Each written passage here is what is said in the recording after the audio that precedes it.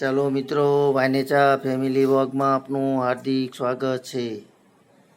આજે આપણે સરસ મજાની જે રેસીપી બનાવવાની છે પૂરેપૂરી જોઈજો।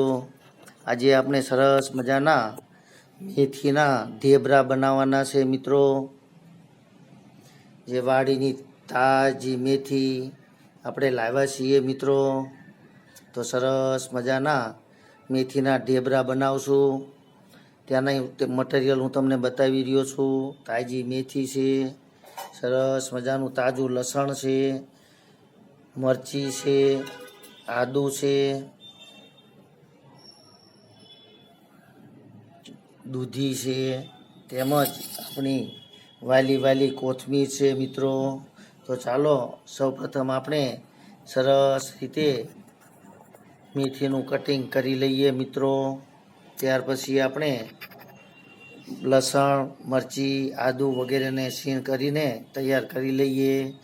ત્યાર પછી હું તમને ઢેબરા બનાવીશ તે બતાવીશ। પૂરેપૂરી રેસીપી જોઈજો મિત્રો।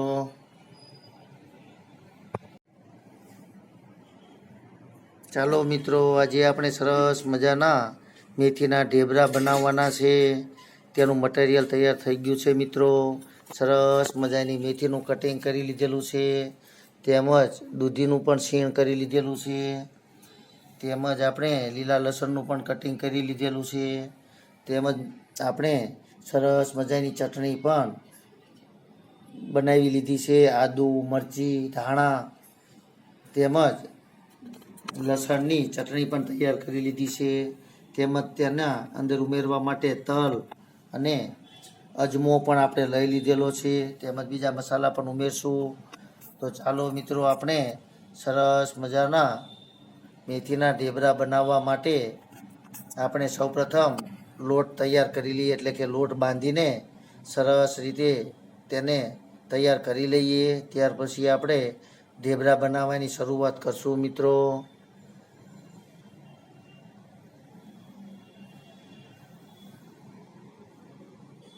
ચાલો મિત્રો, તો આપણે સરસ મજાના મેથીના ઢેબરા માટે લોટ બાંધીને તૈયાર કરી। સૌપ્રથમ આપણે દૂધી છીણેલી, મેથી તેમજ ચણાનો બેસન, બાજરીનો લોટ અંદર ઉમેરી દીધો છે, તેમજ રોટલીનો લોટ પણ અંદર ઉમેરેલો છે।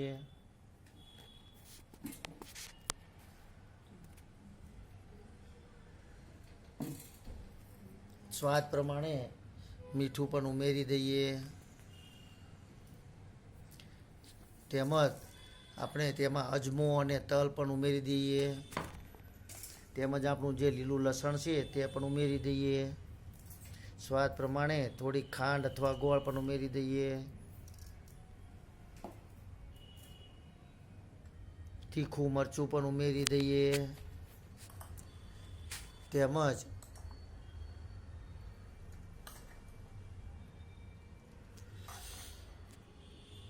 થોડું ધાણા જીરું, થોડીક હળદર તેમજ હિંગ વગેરેની અંદર ઉમેરીને સરસ મજાનો લોટ તૈયાર કરીએ। તેમજ આપણે જે ચટણી બનાવેલી છે તે પણ ઉમેરી દઈએ મિત્રો।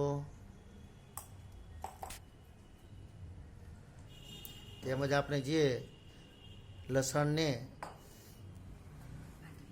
ખાંડીને તૈયાર રાખેલું હતું તે પણ ઉમેરી દઈએ, આદુ લસણ। તેમજ મોવણ માટે આપણે થોડુંક તેલ પણ ઉમેરી દઈએ।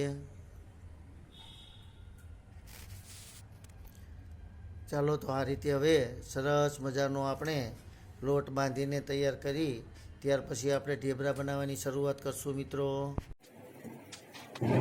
ચાલો મિત્રો, આપણે સરસ મજાના મેથીના ઢેબરા બનાવવાના છે તે બનાવી રહ્યા છીએ મિત્રો। સરસ મજાના તેલની અંદર તળાઈ રહ્યા છે, તમે જોઈ રહ્યા છો।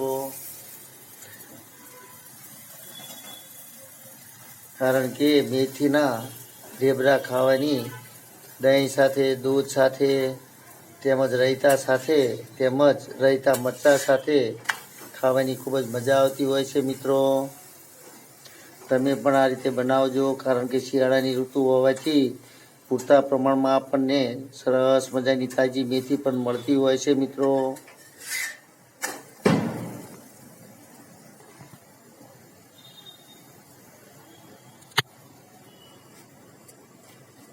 ચાલો તો આપણે સરસ મજાના આવા બધા જ ઢેબરા તૈયાર કરી લઈએ મિત્રો।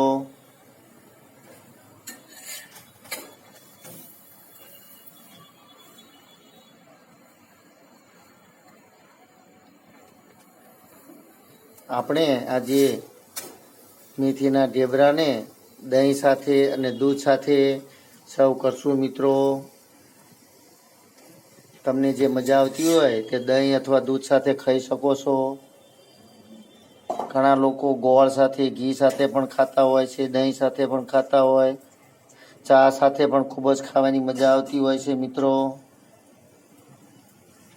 તો ચાલો હવે આપણે આ રીતે બધા જ ઢેબરા તૈયાર કરી લઈએ, ત્યાર પછી આપણે સર્વ કરવા માટે બેસી જઈશું મિત્રો।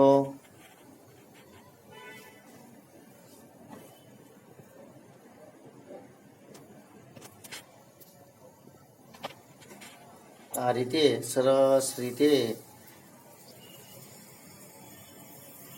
ઢેબરાને તૈયાર કરવામાં આવતા હોય છે। તો ચાલો હવે આપણે આ રીતે બધા જ ઢેબરાને તૈયાર કરી લઈએ।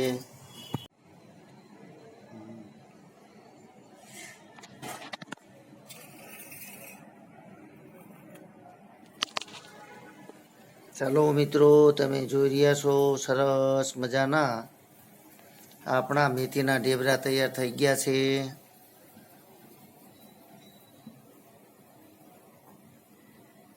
તેને આપણે આજે દહીં સાથે સર્વ કરવાના છે। તેમાં સરસ મજાની આપણે આદુ, મરચાં અને ધાણાની ચટણી તૈયાર કરેલી છે, જે તેની સાથે પણ આપણે સર્વ કરશું, ગોળ સાથે કરશું, દહીં સાથે કરશું સર્વ।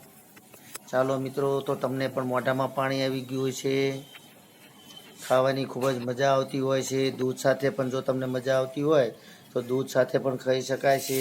તેની સાથે આપણે આજે સરસ મજાની જે ચોખાની પાપડી બનાવેલી છે તે પણ સર્વ કરશું મિત્રો।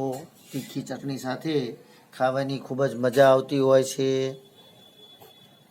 તો ચાલો મિત્રો, આપણા સરસ મજાના મેથીના ઢેબરા જમી લઈએ, ખાઈ લઈએ। તમને જો મારી આ રેસીપી પસંદ આવી હોય તો લાઈક કરજો, શેર કરજો અને સબસ્ક્રાઈબ કરજો, જેથી કરીને આપણે બીજા પણ આવા વિડીયો તમારી સમક્ષ રજૂ કરી શકું મિત્રો।